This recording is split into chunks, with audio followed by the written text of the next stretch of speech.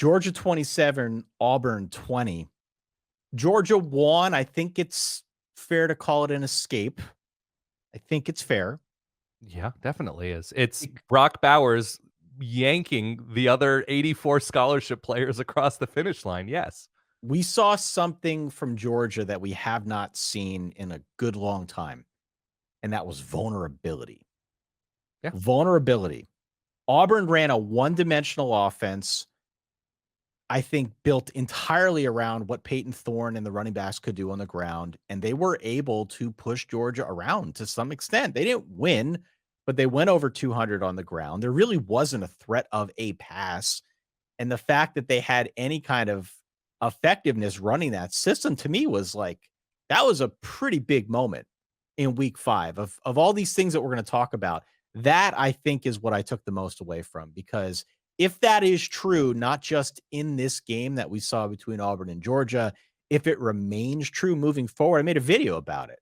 If it's true against Kentucky next week, Sure. if it's true against Missouri, a team that's playing well, if it's true against, frankly, anyone else in the SEC the rest of the way, like suddenly we start talking about a conference, certainly a side of the conference that feels a little bit more wide open than we had initially thought. We just came into the season, I think, expecting Georgia to be, given their schedule, given their talent, to be the top dog, to be the odds-on favorite. I don't know if that's necessarily changed, but if not for Brock Bowers, as you said, pulling the other players over the finish line, Yeah. perhaps we're talking about this game in a much, much different light. Auburn came out there, seemed organized. Hugh Freeze had them ready to play.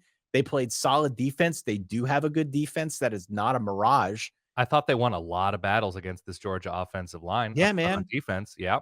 So to me, that was actually the biggest take. We could talk about Notre Dame and Duke and some of the other stuff that transpired throughout week 5, but this singular point about Auburn going toe to toe with Georgia and particularly matching up as well as they did on the lines and being able to run the football when Georgia knew it was coming. That was an interesting bat signal that went up.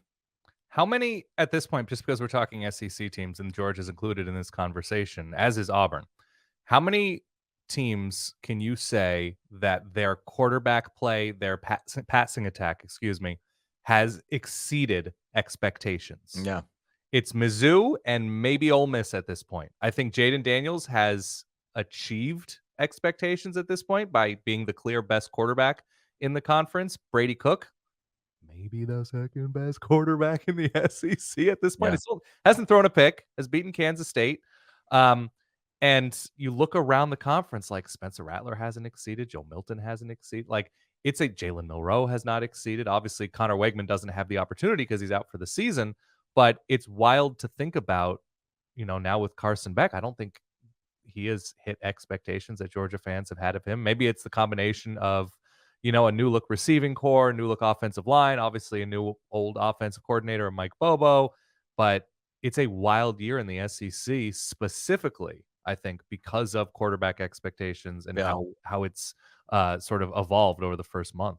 Yeah. And look, at least in that sense, we are getting what we paid for. We knew before the year started that quarterback play in the SEC was going to be one of those things that Yeah. was wait Devin and see. Leary, And Graham Mertz. Yeah. yeah, like we kind of didn't know what to expect. Yeah. And I guess in the absence of true solid quarterback play, we are getting what feels like a more wide open conference, which I think is welcome.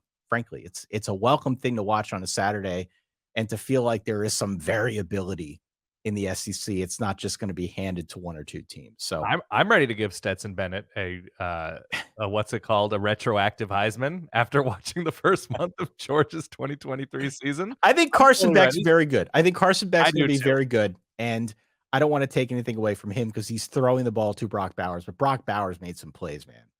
Brock Brock Bowers is Bowers, he's the reason they won that game. he's one of the 5 most impactful players in college football right now, I think.